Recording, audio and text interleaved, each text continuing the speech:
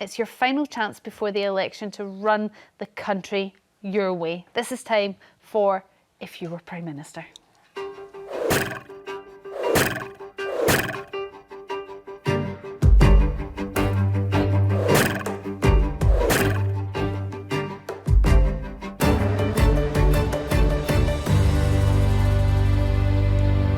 Now, in the run-up to the election, we have tackled lots of different issues in this segment, everything from shoplifting to benefits.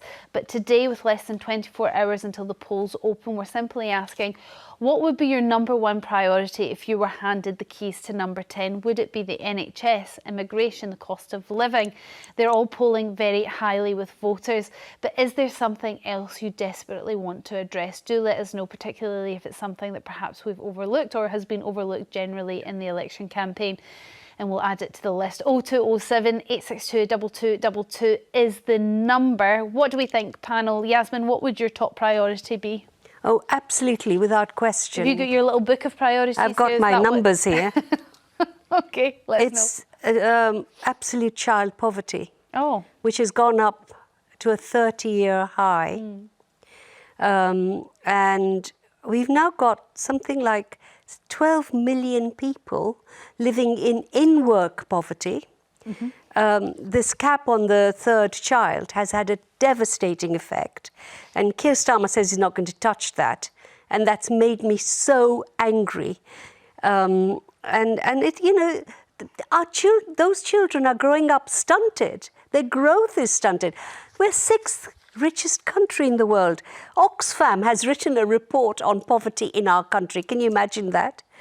I never thought that would happen. So, okay, so you want to tackle child poverty. How are you going to do it? Since austerity, since the coalition and George Osborne in particular, they punish the poor for the mistakes of the rich. And because the financial crises have always been created by bankers and the rich, it's the poorest who've paid for it. That has to stop. So what are you going to do? Tax the rich. So a windfall tax on the rich? Absolutely. And those of us, including me, who can afford it, tax us more. Okay, and where does the rich start? What's the threshold for being rich? Well, I do think it's a wider band than we imagine. I'm not talking about billionaires. So we should certainly cut off the non-dom luxury. But where are we talking about wealth? Are we talking £150,000? £150,000 a year, and then there would be a windfall tax? No, not a windfall tax, just higher taxation. Okay. Crystal, what's your number one priority? You get into number 10. I think that we need to start training people here in the United Kingdom rather than importing skills and labour from abroad for the skill gaps that we have here in the UK. I don't say that because, you know, in any kind of xenophobic, anti-immigrant way, I completely understand why people would want to come here and have a better life, and I don't like the demonisation of that. But it would be getting people off of benefits into proper paid jobs. Yeah, and I think that there is a snobbery here in the United Kingdom regarding certain jobs that we see as jobs that are imported foreign jobs, whereas in actual fact we should be teaching trades, we should be teaching, we should have scholarships for any of those skill gaps that we have. So it would take a long time to start, and we still import people where we really need a gap, but actually we concentrate far more on the people here in the United Kingdom, and we make it that we have technical schools. We train young people who are good with their hands that can be builders, plumbers, electricians, rather than seeing them as jobs that we import from elsewhere, because we don't have the infrastructure for the number of people here at the moment. Okay. Well, while you get your calls in to let us know what you would make number one priority if you got the keys to number 10, let's now speak to 5 News political editor Andy Bell, live from Westminster. I was wondering, Andy, could you just run through what the main priorities would be for our main political parties? Yeah, sure. Hi, Storm. Well, let's start with the people who are in government right now, although I have to say I don't get the sense that they're worrying a lot about what they'd be doing if they get returned to government. But, hell, you know, it's all up to the voters still. I think if the Conservatives returned, I would imagine one priority would be to try and get a flight off to Rwanda and try and say, look, we can make this scheme work. Now, as for Labour, I'm pretty sure that they will make a big deal about saying they're going to cut the 18-week waiting time in the NHS, so that by the end of the first term, no one would be waiting more than 18 weeks for NHS treatment. And they say they're going to do that by getting 40,000 extra appointments a week going through the NHS. They're also going to make a big deal about changing the planning rules. This is the heart of how they want to get growth in the economy, to try and essentially provide more wealth so that they can pay for public services without whacking everyone's taxes up. So changing planning for building houses and infrastructure is a big thing that they're going to want to start doing as soon as they get back with Parliament opening up again. For other parties, the Liberal Democrats, they'll be very keen to boost the carers allowance, they've said. Reform UK, I was speaking to Nigel Farage yesterday. If they got the chance, I'm sure they'd be saying pull out of the European Convention on Human Rights as a priority. And I'm sure the Greens would be looking to try and boost investment in green production of energy. OK, listen, it's the final day of election campaigning. We saw Boris Johnson's surprise appearance at the Tory rally yesterday. Can we expect any surprises from the other main parties? I expect no surprises from Labour and Keir Starmer, to be perfectly honest. Their whole characterisation of their campaign through all of this has been take it very, very carefully, don't do anything to frighten the horses, and I don't expect to hear or see any real surprises from Keir Starmer and Labour before the polls open on tomorrow. The Tories, I'm not sure how they can do any more with any surprises beyond the extraordinary surprise we've had today of seeing Suella Braverman and Mel Stride, a serving cabinet minister, saying it's over already, which I'm really struggling to remember in previous elections, people saying this before people are even going to the polls on polling day, essentially conceding defeat. So I'm pretty surprised by that. I suppose the last word for Ed Davey with all his stunts. A little disappointed to see him simply driving a tractor around today. I was really hoping for a last sort of final flurry. Maybe there'll be something this afternoon. Maybe he gets fired out with a cannon or something like in a circus. So who knows? We wait and see. But yeah, I think that's. I'm not expecting too much now. I think we're pretty much there, and we'll just have to go to the polls on Thursday. I'm with you, Andy. I was fully expecting Ed Davey to be jumping into another body of water at some point. Thank you very much. That's Andy Bell, 5 News political editor. We're going to take some calls now and find out what you would do if you got the keys to number 10, your Prime Minister. What is your number one priority? And Roy from Wolverhampton, you're up first. The first thing I'd do is get the National Health working properly again. The thing is, if you want the country back to work, you've got to get them fit, and the National Health is the only answer to that. So I'll make an interim payment to the doctors to get them back to work. So you would pay the 35% pay increase? No, I'd give them an interim payment, something there. Something. But then you'd have a committee to work out the differential between the top doctors and the bottom doctors, and the nurses and everybody else who works for the National Health, work out the differentials in the pay. Okay. Which they'd all agree to. So you would increase the pay of doctors and nurses. What else would you do to sort out the NHS? And also, how are you going to pay for this? Oh, yeah, talk about that, yeah. I think you're finding that problem that I think all parties face. It's very easy to spend money. It's not so easy to reclaim it back. OK, tell me more of your spending then. You would give doctors more money. What else do you think the NHS needs? Well, they need to be looked after properly. And I think once they've sorted out the differentials, it should be linked to the MP's pay. Same as the pensioners. Every year, when the government get a rise, they would have to give the doctors a rise. And to make them think twice about giving themselves a lot of money, because they'd have to give the doctors the same amount. Interesting. I mean, there are independent bodies that decide these increases in wages, but sometimes they are criticised and other times people go on strike to disagree. Roy, thank you very much for your call. Focus there on the NHS. Dennis now from Portsmouth, what's your view on this? What's your top priority? So, well, perhaps I'm being a bit facetious, I'm afraid. Facetious. I'm in my late 70s now, and I would ask for an immediate drop in speed limits, dangerous driving. Okay, so much like Wales, bring it down to maybe 20 in residential areas, you would do that across the rest of the UK? Well, I think so. I think we've got to stop moaning about these 20-mile-an-hour limits. I live on a big estate on the outskirts of Portsmouth, and even in the city in some roads, you see daft speeds being performed, you know. But what about the argument, Dennis, that actually this increases traffic congestion? People are spending, I think, a year sitting in traffic now because of these 20-mile-per-hour zones, and increasing the congestion, which is bad for the environment, the exact thing we're trying to do to fix. Well, I don't really believe it. 40 miles an hour is only twice 20 miles an hour, you know. It's Yep. 20-mile-per-hour zones. I hear you, Dennis. That's what you would like. Steve from Greater Manchester, you're up next. If you were Prime Minister, what would be the first thing you would tackle? Hi, everybody. Thank you. First thing, I would like to get back into the single market and freedom of movement. Okay, so not rejoining the EU in its entirety, just the single market? Well, or would eventually rejoining. Small steps, what they say, small steps. Would you have, Steve, a referendum, or would you just go gung-ho and go for it on your own? Well, there's a question. If you had a referendum, you would be back in the EU. Simple as.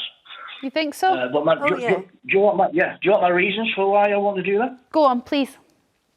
Well, I've worked out that our economy is worth £22.24 trillion, yeah?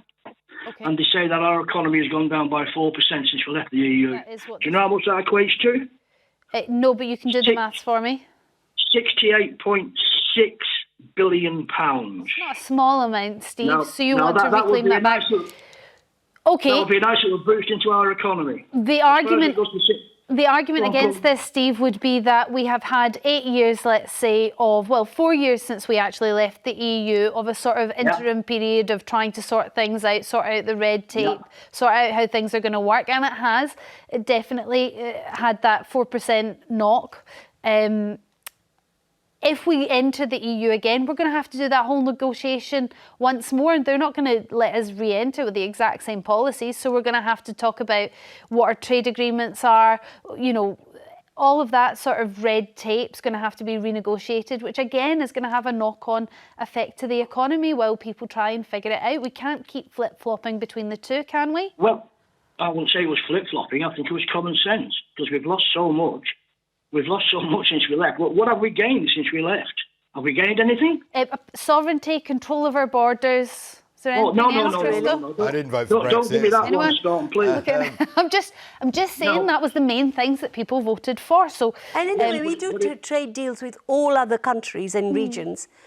Why would it be that much more difficult to do trade deals with what were our partners? Thank you for saying that, Steve. With you all the way. Steve, you've got the support of apparently the panel here. Thank you very much for your call. Mandy from Hampshire, number one priority when you get those keys to number 10? To scrap Section 21, no fault evictions. Got you. Because they promised that years ago and they haven't done it. And for people... I understand it's for people renting, to give them a little bit more control and a little bit more comfort when renting, to know that they're not going to be kicked out. I'm only stopping you there because I know someone on our panel is very passionate about this issue. What do you think about Section 28, and should we scrap it? Well, I think that the issue I have, although I understand the principle of it, is that it's going to, unfortunately, put rents up, because I think landlords are under an awful lot of pressure. They're being taxed to the hilt.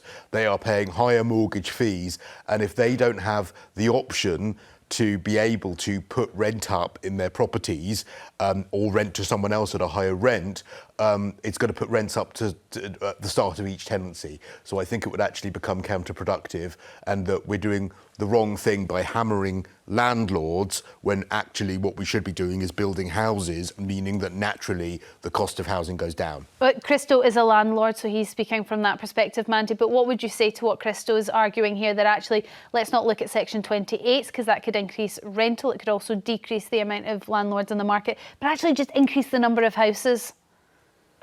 Well, there's two points that I've got to that. One is, yes, I agree, we definitely need extra housing. But what about this situation? My landlord has gone on 2 holidays this year. He has a personalised number plate. He didn't fix and still hasn't fixed a serious roof leak in my flat for 6.5 years. When I eventually plucked the courage up to report him to environmental health, the first thing he said to me is, I'm going to evict you.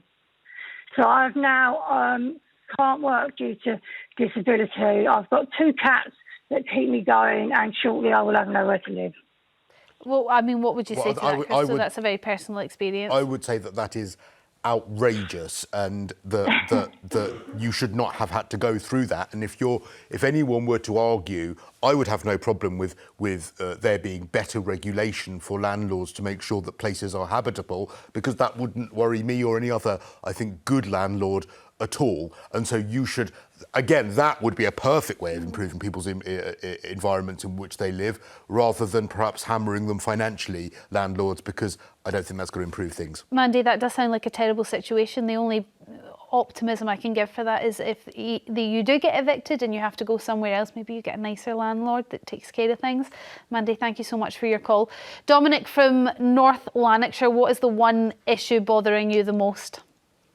Hello. So what I would do is I would freeze food prices on essential household items, because it's so expensive and the food prices keep on going up. And even though GDP is going up per capita, that's because there's more people, obviously immigration's another thing. But I think people aren't talking about it as much now because the inflation's going down. But the food prices are very high. Who's going to take the hit on that though, Dominic? Is it going to be the food producers or is it going to be the supermarkets? Because somebody will have to take the hit. I think the supermarkets have to raise the prices because they've made complete massive profits.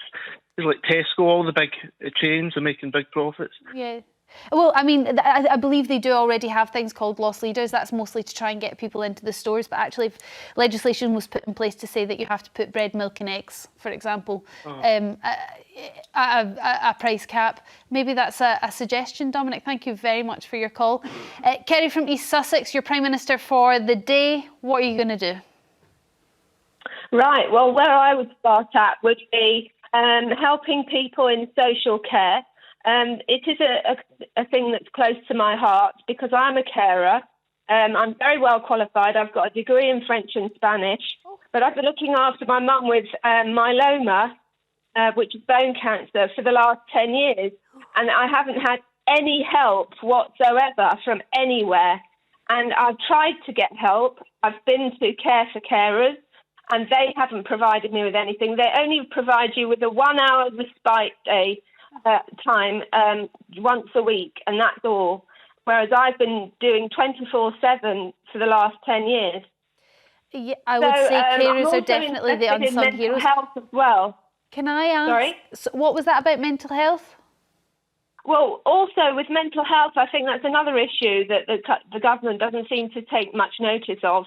I feel that they should do a lot more and fund it better. They hardly ever give any money towards the mental health situation. Okay, so that's two different issues. Can I look at the carer situation first? Because obviously an incredibly personal issue for you. What kind of help are you looking for, Kerry? What would help you? Because it is a 24 hours a day job. House once a week instead of me. You know, I do absolutely everything. So, you know, from cleaning to shopping to anything else, any admin, bills, you know, everything you name it, I do it. So you want more than 1 hour a week? I feel really fed up with it, which is obvious that most people would. But obviously I love my mum dearly and she's very close to my heart. So I don't want to put any pressure on her by making her feel that she's a burden.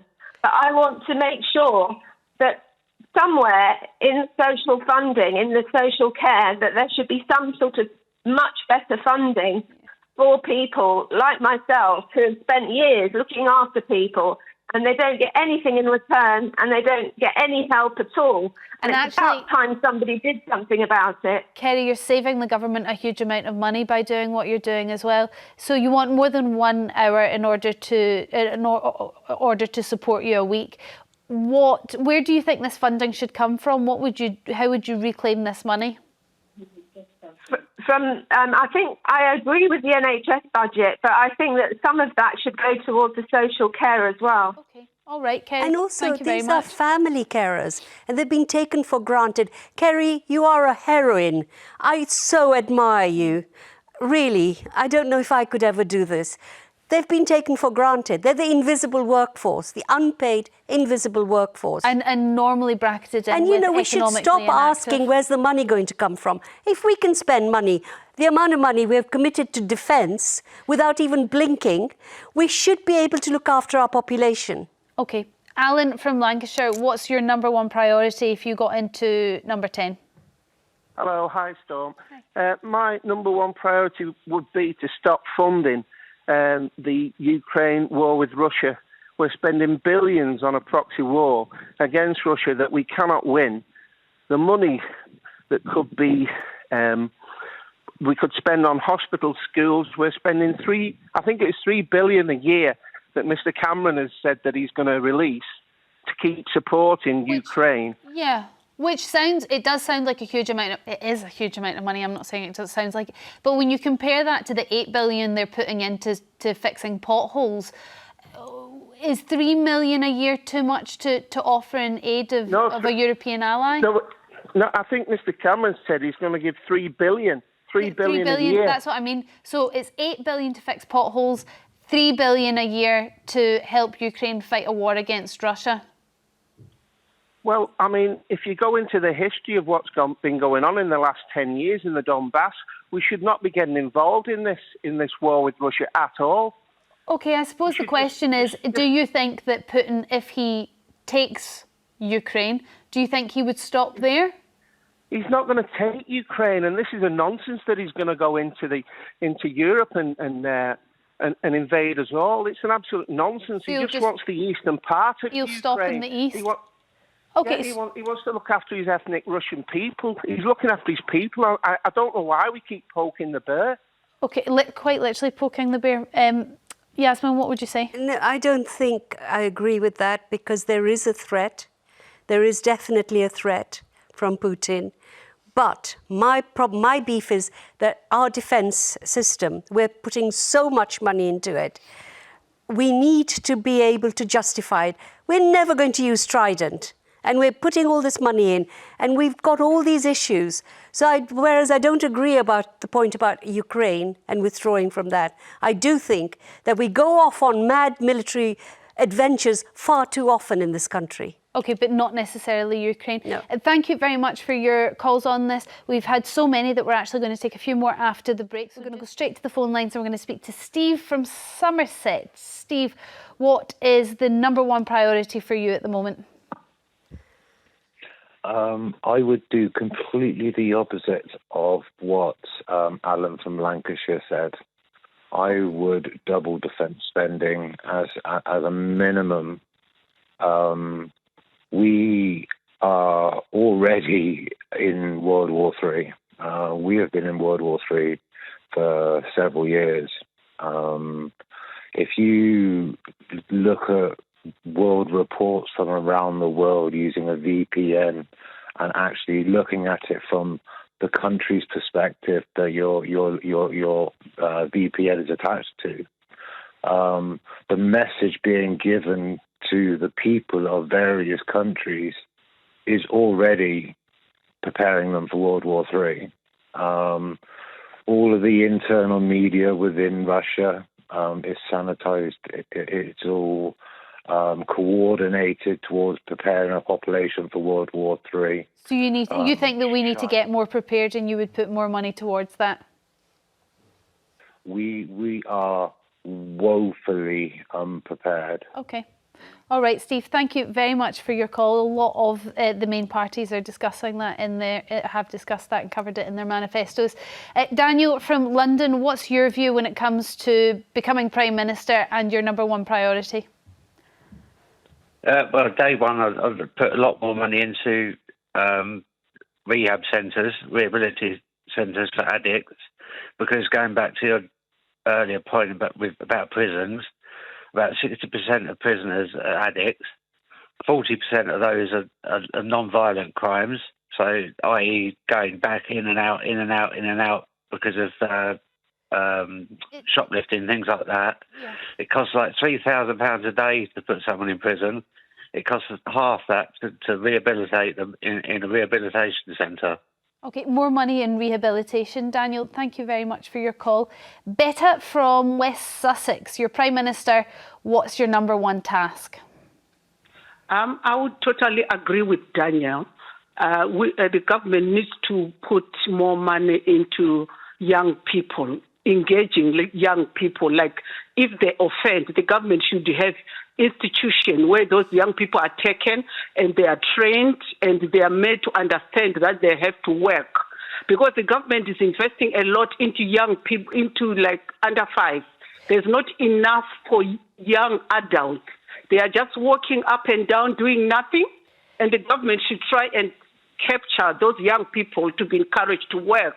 Betta, it's a really interesting point you make, and actually I think somewhere in a hybrid between Daniel, our earlier caller, and actually Cristo, because what you're looking at is rehabilitation for young offenders to maybe get them off any sort of drug or alcohol that they might be addicted to. But on top of that, what you're talking about is getting them working, which is kind of the training element that you want to do. You want to focus on training for younger people to fill those gaps that we have. Also what I want, the government shouldn't wait for young people to offend.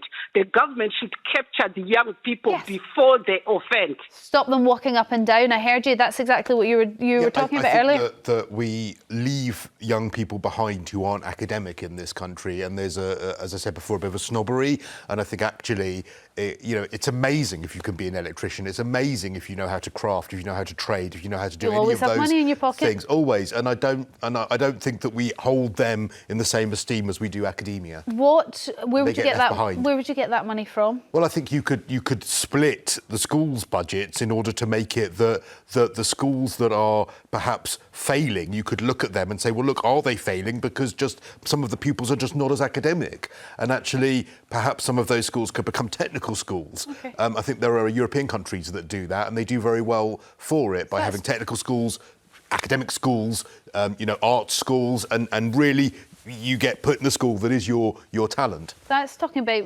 reforming the whole education system. Betta, thank you very much for your view on that. Andrew from Suffolk, I'm handing you the keys to number 10. What are you doing first? Rearranging the furniture?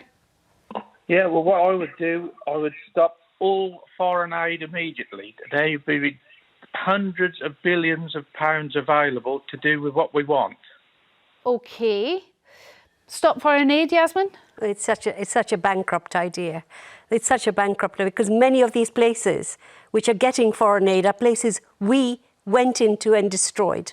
It's just such a... The criticism of foreign aid, though, is a lot of it ends up in the hands of corruption. Well, that's our fault. We should be doing it much better. And there are very good charities that have been in existence for more than 50, 60 years who know what to do. I just think it's mean-minded and rotten to focus on, those foreigners getting money. Well, also, that's if you not think the big about problem we're facing. In a selfish term, Andrew, does it not give us some sort of soft power globally that we offer out foreign aid?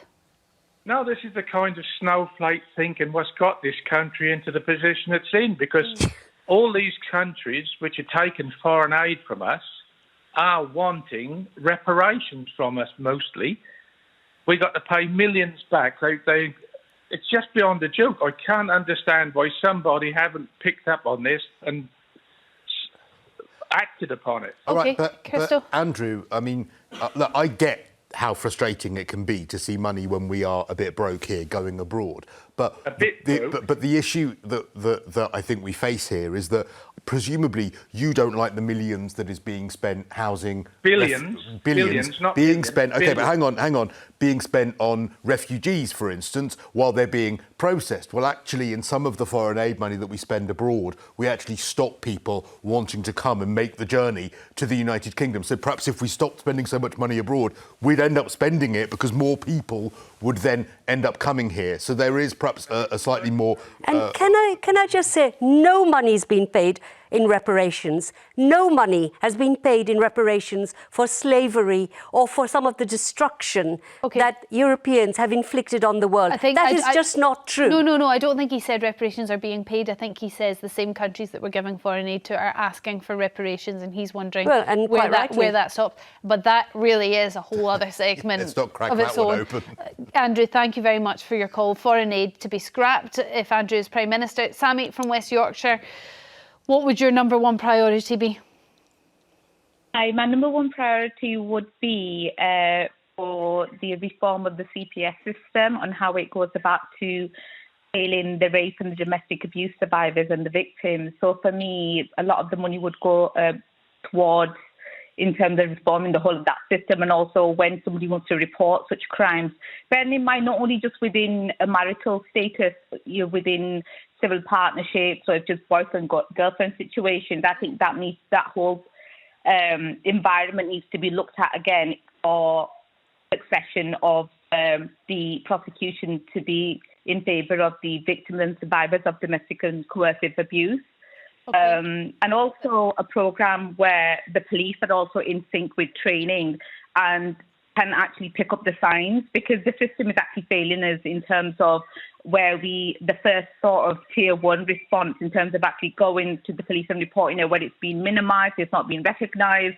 So, Sammy, you're I mean, brilliant, but it's very, your responses, it's very passionate but very detailed. So you've clearly put a lot of thought into this. But just to summarise for people at home that might miss some of the detail there, essentially you're looking to put more money into protecting. I was about to say women and girls, but obviously not only women and girls are victims of domestic abuse. Not more money, but it's also more. I believe a lot of money has already been invested in this, but.